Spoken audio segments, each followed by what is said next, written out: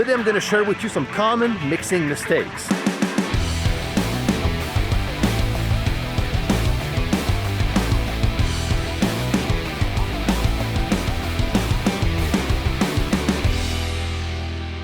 Hey, what's going on? Chris here from MIXDOWN Online. Now, if you're new to this channel, feel free to subscribe to the channel, to click the notification bell so you don't miss anything. And again, guys, you know the drill, share and like. Now, I'm in Nashville, Tennessee for Summer NAMM. And what I decided to do is just to shoot a video and sharing with you some common mixing mistakes. Some of them I actually used to do myself when I first started to mix. So I hope you're gonna love this one. Also, I have some of my buddies here in Nashville that are actually here for NAMM that are also gonna share some mixing tips with you, so stay tuned. Mix with your eyes more than your ears, okay? And this is something that we tend to do a lot, especially the fact that we have a screen, a computer screen in front of us. We mix with plugins. We work in the DAW, everything is visual in front of us. There's colors, there's settings, you know, and we tend to focus a lot on what's happening on the screen. And the danger is to forget about what is getting out of our speakers or headphones. Something that I like to do when I finish a mix, or you know, in the middle of my mix, or when I'm happy with the mix that I work on, I shut the computer screen off and I listen to my entire mix without the computer screen on. Okay, so it's only a black screen in front of me, and that helps me a lot to point out what is good about the mix and all the problems that I have on that mix, and I note everything down while the song is playing. So this is something that you need to pay attention to if you're not already, is to mix with your ears and not with your eyes. Now for the next mixing mistake, not to use automation. Now, automation is a powerful tool, and trust me when I say that it's gonna add a lot of dynamics to your mix. It's gonna add excitement to your mix. It's gonna balance your mix way better than anything else. You can do volume automation, pre-gain automation, saturation automation, panning automation, mute automation, high pass and low pass filter automation, reverb automation, delay automation, plugin setting automation. So you can automate anything that you want in your mix. You can start your rough mix with some automation if you want. You can add automation near the end of the mix, during the mix. I actually do everything, all of the above. Don't be afraid to use automation in your mix and make your mix more exciting. Now, another common mixing mistake is to add plugins on everything, or to add too many plugins. You know, the question you need to ask yourself when you insert a plugin is, why do you want to work with this plugin? You need to have a good reason, okay? Because sometimes a track doesn't need any processing, or maybe needs only a bit of processing. Could be only a high pass filter that the track needs, okay, and not more than that. And that will depend on the quality of the recording also. Sometimes if I have a recording that is very, very well done and that my track sounds very good as it is, I'm not gonna add much to that track. So if your track sounds good and if you like the tone of your track, don't add too much plugins, or any plugins if you don't have to. Not having a clear vision of your mix is also a mixing mistake. Before I start every mix, I ask myself, where do I want to go with this mix? Am I going towards a more live type of sound, or a more focused type of sound? I need to ask myself those questions before I start mixing. I think the worst thing that you can do is to open up a mix session and start mixing right away without having a clear vision on where you want to go with that mix. If I'm mixing a folk song, for example, and I want to get a more live sound out of that mix, I'm not going to mix the drums, for instance, the same as a pop song or a rock song where the drums might be a bit more focused. So every time you start a mix, I'm going to encourage you to just sit down, think, evaluate where you want to go with that mix, and have a clear vision before you start mixing. For me, mixing early in the morning is the best because I haven't had a full day of traffic external noises.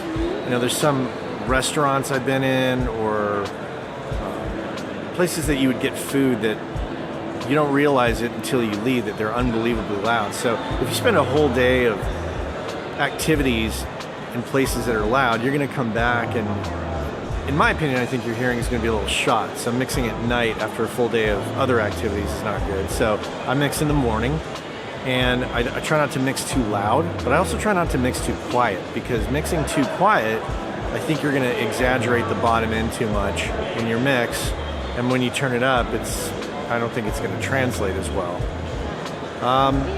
The other thing that I like to do is, you know, we like to mix in a bubble sometimes. So we're mixing and we get it to a point where, oh, this is fantastic. And you've been working on it for so long that you don't have a clear picture of how it compares to other things. So I like to stop, take little breaks, and then spot check it against songs of a similar genre that I'm going for, just to check in to make sure I'm not really far off the mark. Because the other thing too is making good use of your time when you mix, because you don't want to spend a whole day on a mix and make bad progress and then have the client reject it, when you can, if you take breaks and follow the other things that I just talked about, you can work for shorter periods of time and accomplish the same thing that would maybe take you all day. I don't know if that makes sense, but that's how I do it. Take it as you will and make it work for you. So, a mixing tip or a mistake that I've done, one thing I've done is I forgot the context, and I heard, I don't know who it was, but they always just keep the vocal track on when they mix, and it just makes sure that they never forget what's most important. And maybe that's vocal plus maybe one guitar if it's like a singer-songwriter or something, but it's just keeping sonically what you're working around. Making sure that priority never gets stomped on. You never have the guitars covering up that vocal. I never used to do that. I used to just mix drums and then I'd kick in the vocal like 3 hours into the process, and I'm like, well, I hope it fits. Maybe I can EQ the vocal to make it fit on top of these guitars. Well, if you reverse that, now you can keep the priority and build everything else around it. That's my mixing tip. Kind of a mistake that I've made in the past. Hope it helps. Hey man. So share with me, Lij, your number one mixing mistake.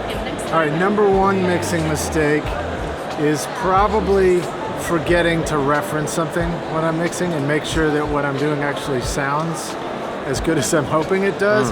Because it sounds good in my heart, but if it doesn't sound good in my ears, it's not going to be much fun to listen to later. Yeah, for sure. So using a reference track and making sure that I'm checking it against other stuff that sounds great, or taking my mix out on other speakers and double checking it. One of my favorite ways to check it is to put it on a mono speaker like the Avantone Mix Cube and just turn the level way down and check the balances right there too. And then the car. The car is magic. Can't get away from the car jam. Especially if you're used to listen to music in your car, like a lot of people do, So. But like I've been making records for 30 years or more. I can still completely a record in a mix if I'm not paying attention. So that's like the mixing mistake, is you got to pay attention and make sure you're checking your work so that it really does sound as good as you hope it does. Awesome. Thanks, Lij. Cheers. Cheers. Now, before I end this video, I'm going to share with you one more mixing mistake. And this one is not mixing in context. It's very important to keep in mind that when we mix a song, we mix several channels all together. And we have to make sure that everything sounds good as a whole, okay, and not individually. So if you use the solo button too much in your mix, that can play against you. Because a track that sounds good on its own doesn't mean it's going to sound good in the context of the mix. So you have to pay attention to this. Now, there is nothing wrong with soloing a track, and that can be a very useful tool if you want to just point out a specific problem that you want to work on out of a track. Soloing a channel will make your job easier in some situations. But if you use the solo button way too much during mixing, you're going to lose sight of the entire context of the mix. and this is where that can play against you. So I always make sure that all of my final mixing decisions are made in the context of the mix. So that's going to be it for today. I hope that was helpful. I want to thank Ryan, Lij, and Matt for sharing their mixing tips with us. And also, if you have any comments or questions, or if you think of any more mixing mistakes, because I didn't share all the mistakes out there. You know, there's way more mixing mistakes that people are doing that I did on my end, but I just wanted to keep that video short. So if you think of anything else and you want to share that with us, leave all comments down below. All right, so I'm going to wish you well, and I'm going to see you next time.